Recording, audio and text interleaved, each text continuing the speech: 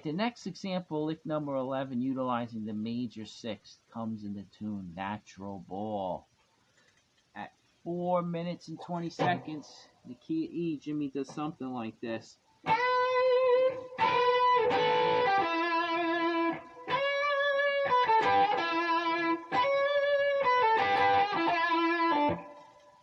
All right. Wow, that was like when I've been trying to get this one, and I keep stumbling. That was probably the best I've played it yet. It's not easy. There's something about this. It's just, I'm really pushing it here. Now, what made me go crazy, but I think I finally got it, because he doesn't do this at all anywhere, so this is unique. So take this one as a special phrase here. And he starts off, we've seen this, the fourth bend to the fifth. Then he hits like a unison bend, they call it, where you got the fifth here, and you bend the fourth up to the fifth. Right, so you go alone, and you really kind of emphasize that bend, you know. Whoops, I hit the open string. Sounds pretty cool, because it's in E. But anyway, okay, let's stick to it. So, fourth bend to fifth, and then a unison bend. And you do that bend like slow to get into it. Like that, right? Now we do double stop, minor third and fifth, but you hammer onto the fourth.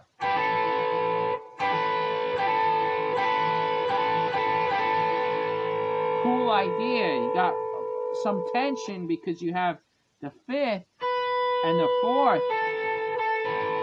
ringing, you know, and you got a nice hammer on. And then you come down. Minor third, root, root. So the whole thing sounds. Whoop, let me do it again.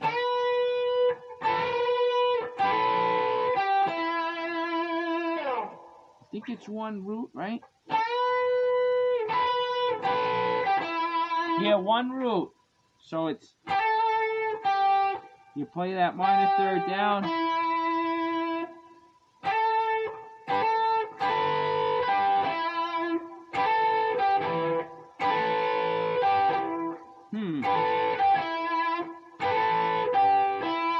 You can play the minor third up and down to the root like we've been doing. Or you could play it down and then pick the root up. It's up to you, whatever you think feels better. But I'm telling you, the key is getting this clean from after this. See? Make sure you got those two ringing and then those two ringing. And what's tricky is when you do a bend, you kind of have the thumb up here for anchoring, right? And now you got to lay this guy flat. Now my hand's not that big. So I kind of, when I lay my fingers flat and stuff, I usually get my thumb back here, but because my fingers are not long enough to curl up.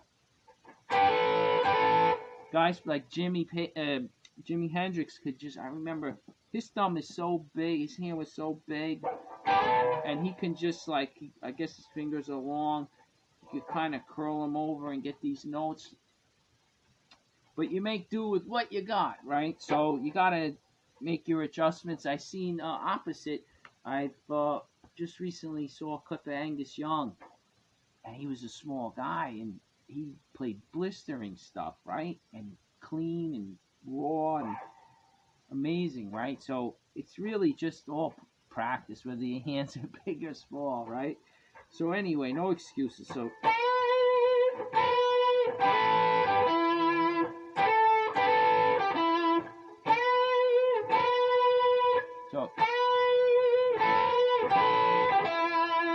there you go.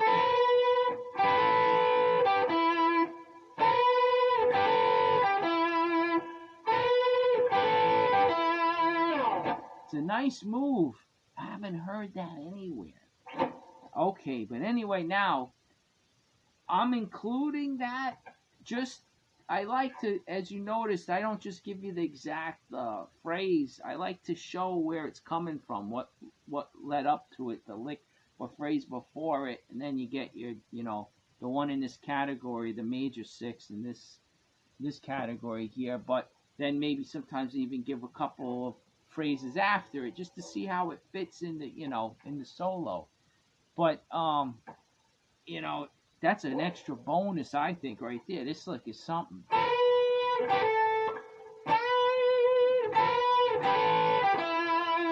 All right, and then what's so nice is now he follows it up with the fifth to the major sixth. A different color. This is. Here's another thing to add. This one, where you play the flat seven and bend the fourth to the fifth. Talking about Angus Young.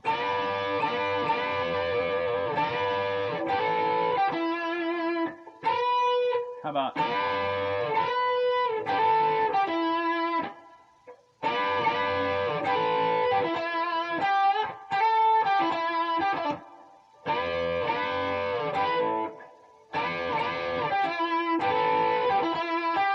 But anyway, okay. So now, why am I touching on this flat seven and fourth bent to fifth? Because it's minor pentatonic.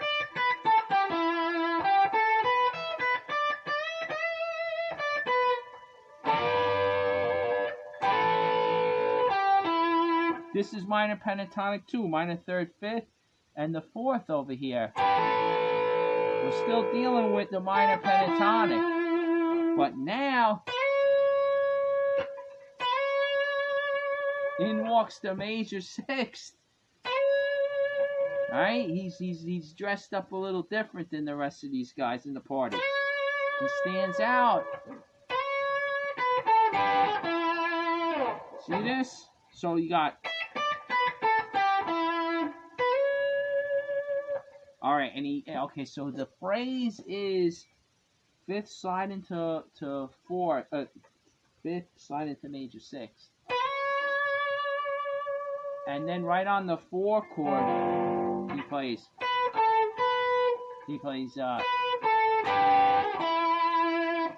fifth, fourth, double stop, minor third, fifth, one root. So. Again.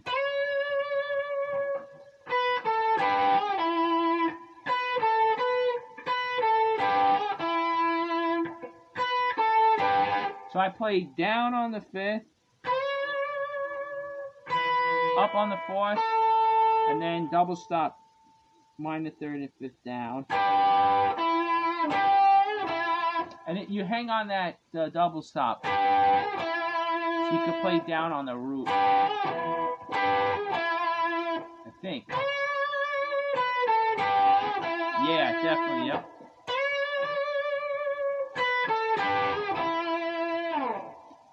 Okay, now you follow that up with another slide, fifth to major sixth. Yep, let's see.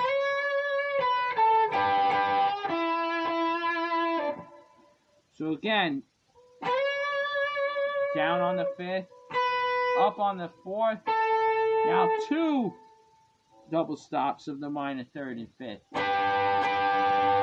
With a slight bend on the second one. Up on the root, down on the root, and then you pull off to the flat seven. Okay, so all together we have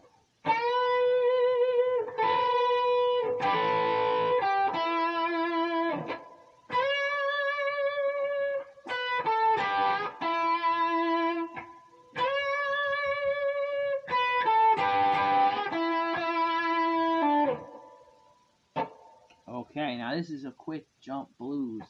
So that's what makes it a little harder too. So anyway, you got, let me try it again. We got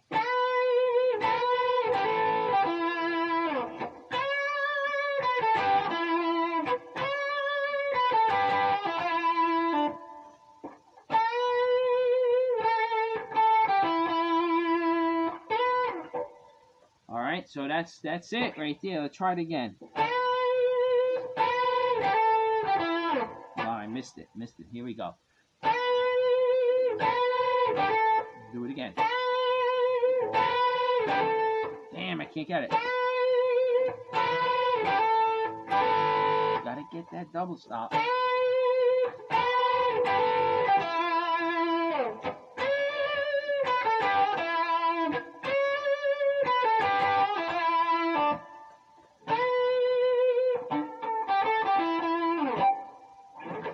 Whew, it's not easy. It's not easy. I'm thinking of the tempo, you know. It's a quick blues. Got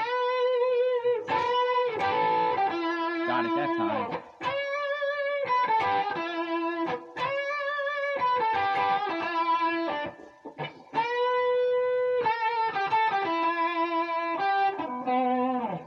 Alright, well, I'm stumbling around. It's not easy. It's not easy. But you get the drift. You get the idea, and that's something you can work with. I got to work with it. Beautiful, beautiful new note, you know. You get this. What's going to happen is after these dozen examples or so, I think I got about 8 or 10 or whatever it is. Not as many as the previous double stop section, but once you get this over and over, you know, you start to get it in your ear, and you start to, you know, pull that one out, and you keep the listener from getting bored. You know, you pull different colors, do different techniques, double stops. Go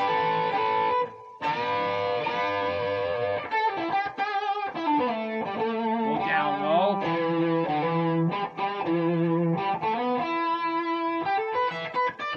Hit him with the rush roll.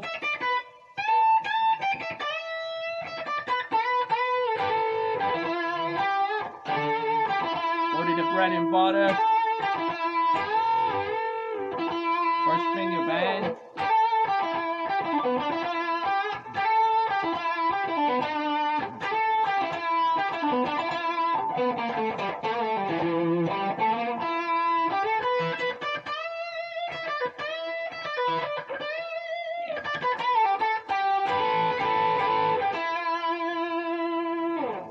You know, something like that. You just keep working with these ideas, and you put them one after the other.